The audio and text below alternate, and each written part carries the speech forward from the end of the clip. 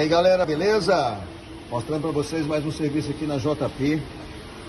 Esse carro é um carro 2015. Essa letra F aqui representa o ano 2015. O cliente trouxe, nós trocamos a embreagem desse carro e percebemos um barulho no motor. Vamos olhar aqui, ó.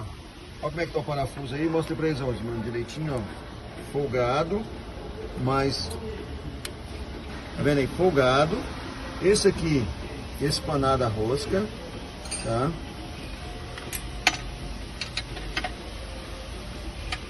O que nós constatamos? Que esse carro foi mexido em outra oficina, colocaram o parafuso rosca montada, né? Rosca jambrada.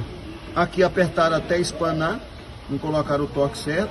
Agora nós vamos ter que remover para fazer um suplemento nesses lugares aqui onde vai de fixação dos parafusos, porque não tem como o torneiro fazer no lugar. Preferimos remover o motor para não ter que desmontar cabeçote e tudo mais. Mas é isso que eu falo, oficina, o cara tem que ter um torque, colocar o torque certinho, apertar, cada parafuso tem seu torque. JP e vocês juntos vamos longe.